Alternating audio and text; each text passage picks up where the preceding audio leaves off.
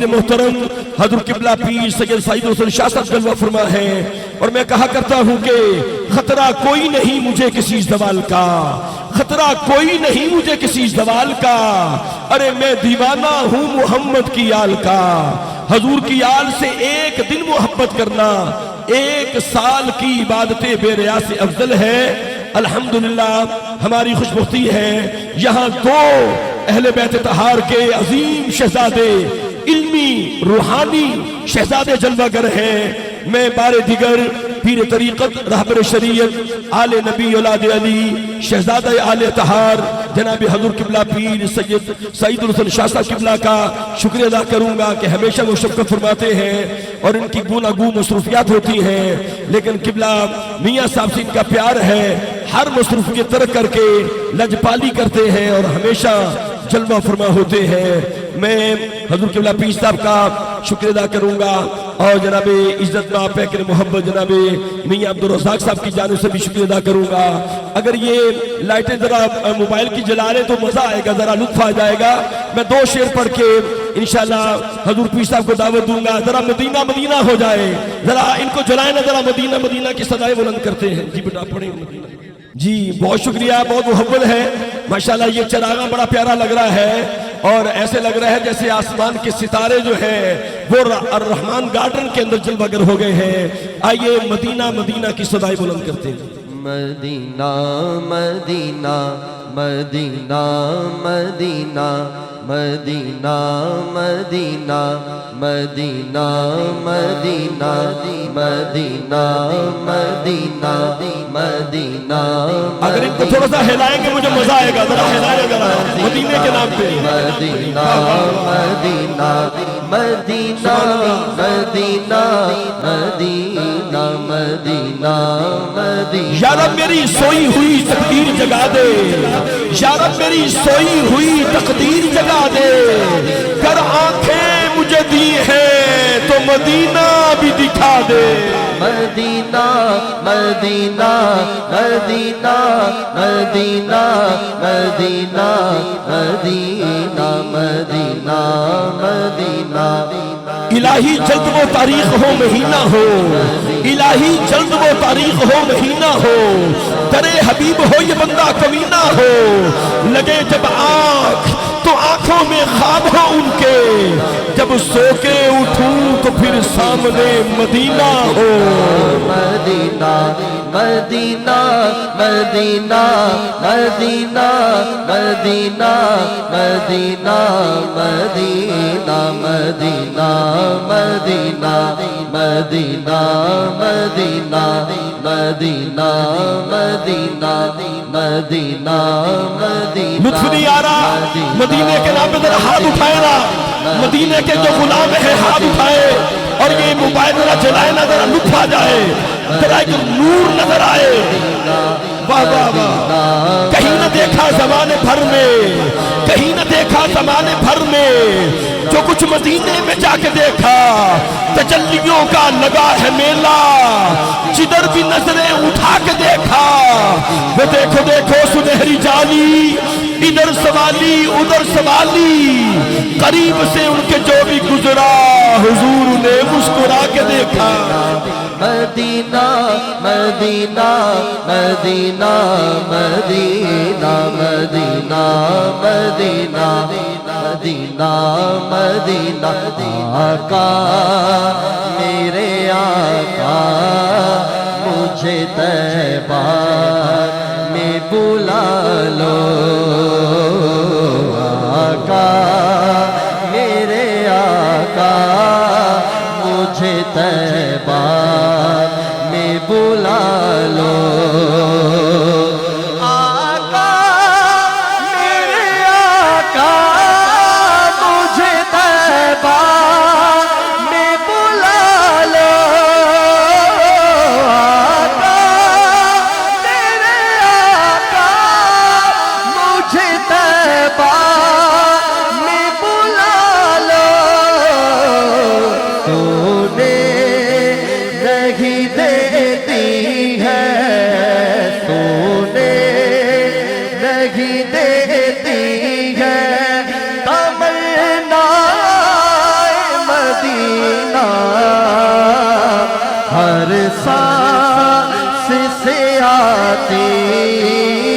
صدا ہائے مدینہ جنوں ویکھ ٹھردیاں اکھیاں نے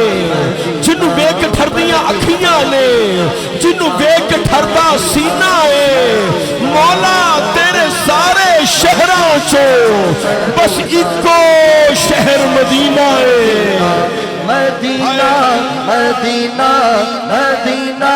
مدینہ مدینہ دوستو دیکھیں امام مدینہ امام مالک رحمت اللہ تعالیٰ نے 40 سال مدینہ پاک میں رہے 40 سال مسجد نبوی میں درس قرآن دیا درس حدیث دیا درس فقہ دیا 40 سال مدینہ پاک میں رہے لیکن کبھی سواری پہ سوار نہ ہوئے کبھی پاؤں میں جوتی نہ پہنی گلیوں میں درمیان میں نہ چلتے کہیں سرکار کے جہاں پیارے قدم لگے ہیں کہیں میرا قدم نہ لگ جائے ساری زندگی مدینہ پاک میں رہے کسی نے آخری عمر میں پوچھا امام مدینہ آپ نے صرف ایک حج کیا دوبارہ حرم کعبہ میں نہیں گئے ساری زندگی مدینہ میں گزار دی آپ کو ملا کیا ہے آپ نے فرمایا 40 سال کے اندر کوئی رات ایسی نہیں گزری جس رات مجھے سرکار دو عالم کا دیدار نہ ہوا ہو ذرا ہاتھ اٹھا کے کہتے نا سبحان اللہ کہتے سبحان اللہ مدینہ سامعین گرامی قدر بلا تاخیر کیونکہ شاہ جی قبلہ سے وعدہ تھا انہوں نے آگے تشریف لے جانا ہے آستانہ عالیہ علی پور سیدہ شریف کے شہزادے اس درگاہ کے سجادہ نشین پیر طریقت رہبر شریعت پیکر محبت جناب عزت مآب عالم اسلام کے عظیم علمی روحانی مذہبی اسکالر شخصیت حضرت علامہ پیر سید مفتی کرام حسین شاہ صاحب قبلہ سے گزارش کروں گا اپنے نورانی ملفوظات سے ہمارے قلوب کو معطر فرمائیں بسم اللہ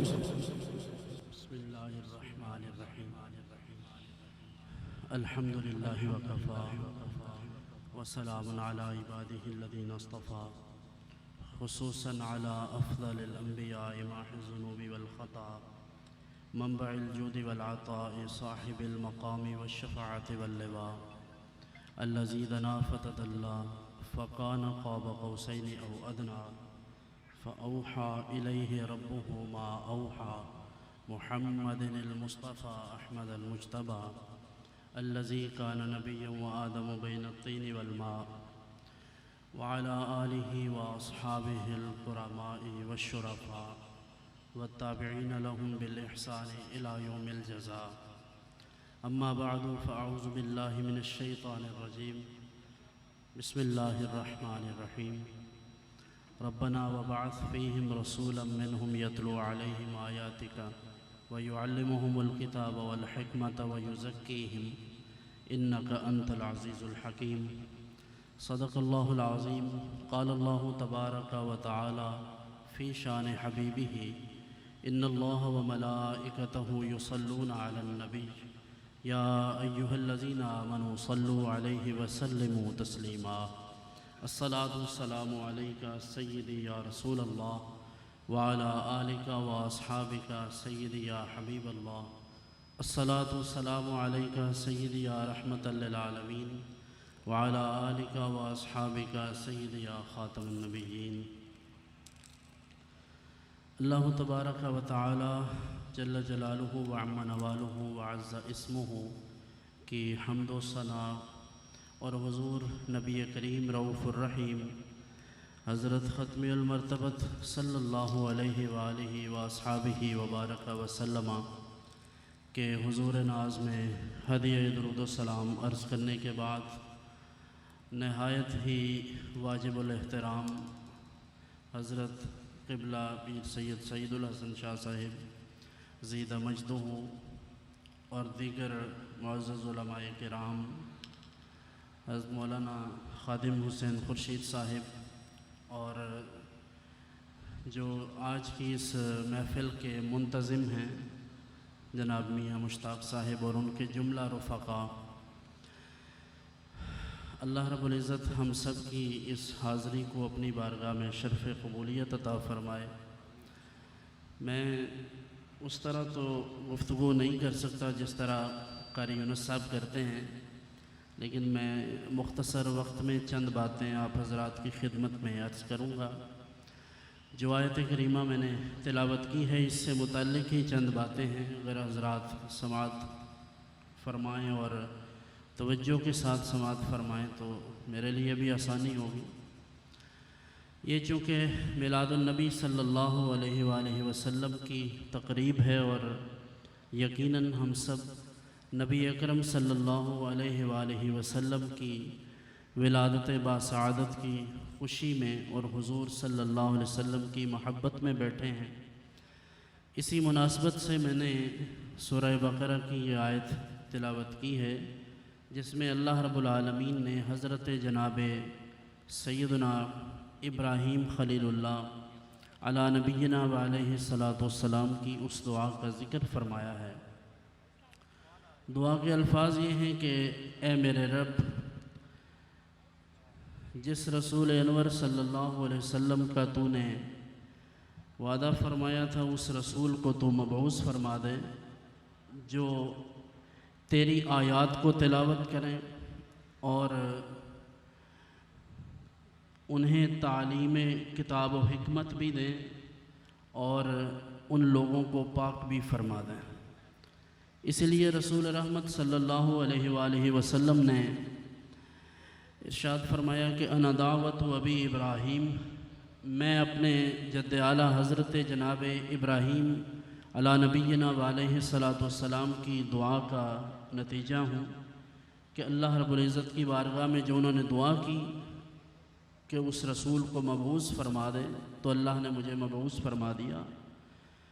تو اللہ رب العالمین نے اس آیت میں 3 چیزوں کا ذکر فرمایا ہے۔ آج چونکہ اہل اسلام پر زوال اور انحطاط ہے اور یہ دور ابتلاعات کا بھی دور ہے، ہر طرح سے کفر کی الغار ہے، اور ہم چونکہ موسٹلی جو عوام الناس ہیں ان کے ذہن بڑے سطحی ہوتے ہیں اور وہ سطحی چیزوں کو لے کر چلتے ہیں، اس لیے یہ ضرورت اس امر کی ہے کہ جو لوگ محافل میلاد کا انعقاد کروائیں یا ان میں شرکت کریں وہ شعوری طور پر ان چیزوں کو سمجھنے کی بھی کوشش کریں کہ ہم جو رسول اللہ صلی اللہ علیہ وآلہ وسلم سے محبت کرتے ہیں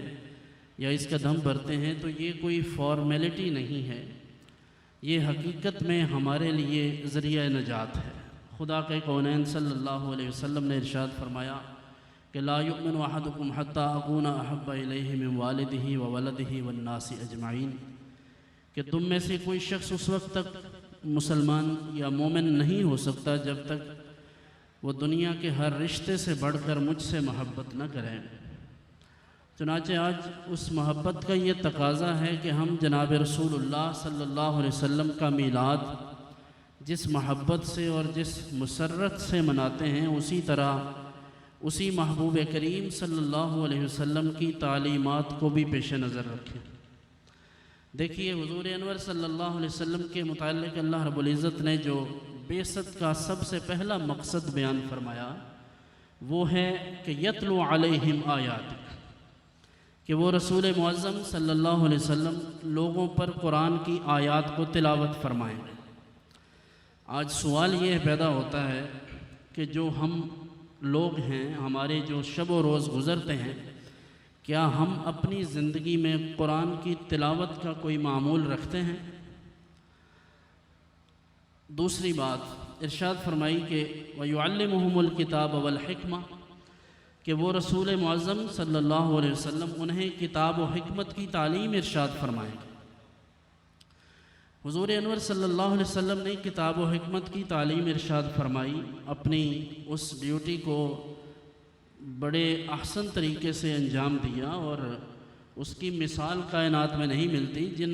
مصائب اور جن مشکلات اور جن پریشانیوں کا سامنا حضور نے دعوت و تبلیغ کے دوران کیا وہ تو ہم سوچ بھی نہیں سکتے۔ رسول انور صلی اللہ علیہ وسلم نے ارشاد فرمایا ما اوذی نبی مثل ما اوذیت،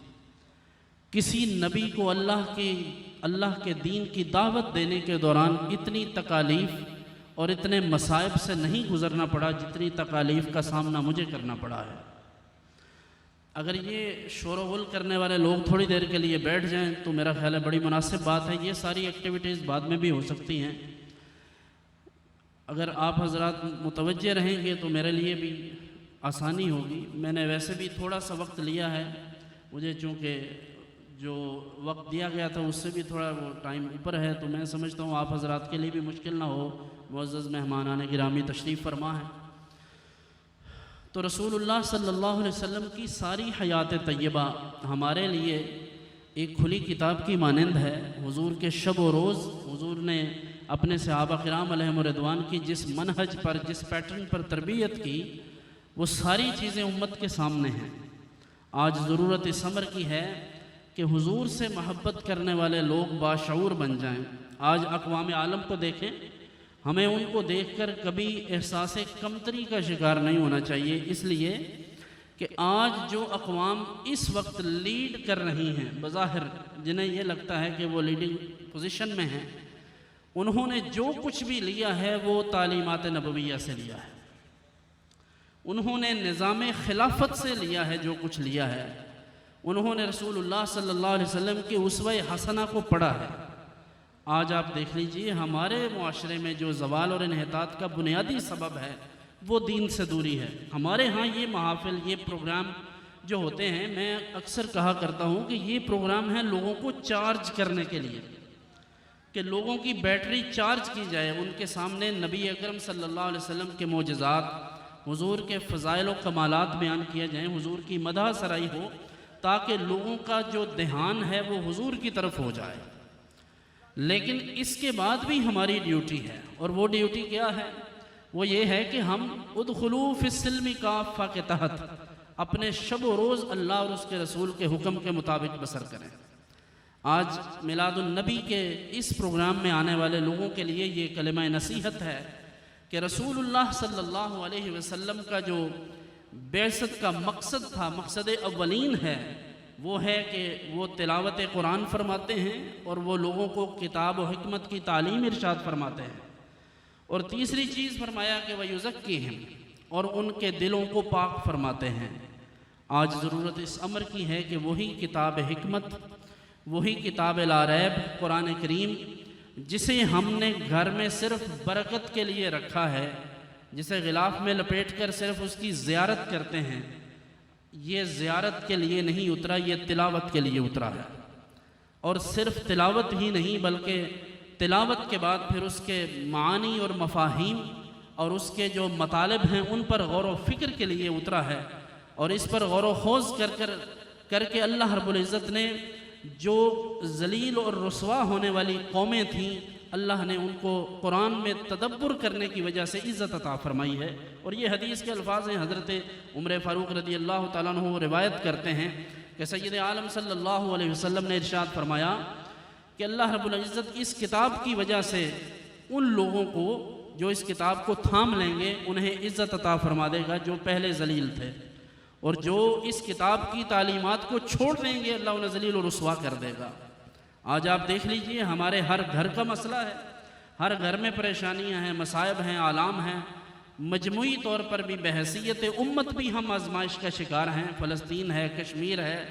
دیگر جہاں جہاں بھی مسلمان ہیں وہ سارے کے سارے ظلم و ستم کا شکار ہیں, اور اس کا بنیادی سبب ہماری تعلیمات نبویہ سے دوری ہے. آج قرآن حکیم ہم سے یہ تقاضا کرتا ہے کہ ہم ان محافل کو فروٹفل بنا کر ان سے شعور اور آگہی حاصل کریں, جو کہ ہم نہیں چاہتے. ہم یہ چاہتے ہیں کہ بس ہلہ گلہ ہو, موج مستی ہو, آنے والوں کو جنت کے ٹکٹ ملتے رہیں اور ہمارا یہ کاروبار چلتا رہے. ایسا ہرگز نہیں ہے. ظاہر بات ہے کہ حضور کی جو محفل کروانی ہے محبت میں, جو بھی میلاد کی یا کسی بھی حوالے سے کوئی کرتا ہے,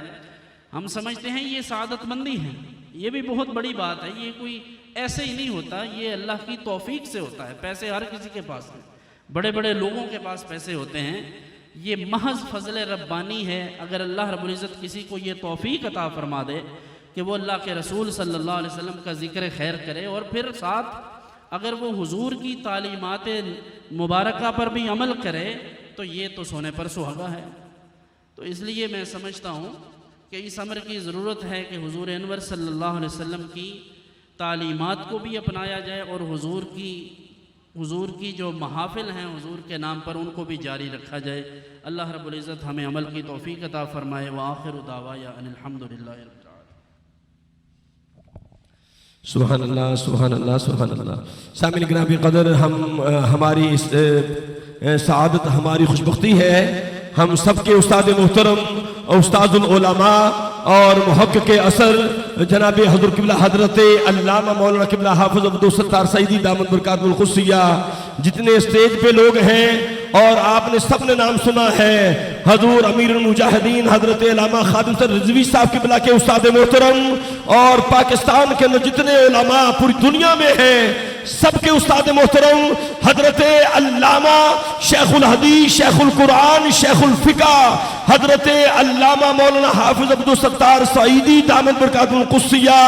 استادوں کے استاد الحمدللہ جلوہ فرما ہوئے ہیں۔ استاد محترم کی آمد پر میں سمجھتا ہوں میاں صاحب کے لیے سب سے بڑا شرف یہ ہے کہ آج ہمارے پروگرام میں استاد العلماء جن کے قدموں میں بیٹھنے والے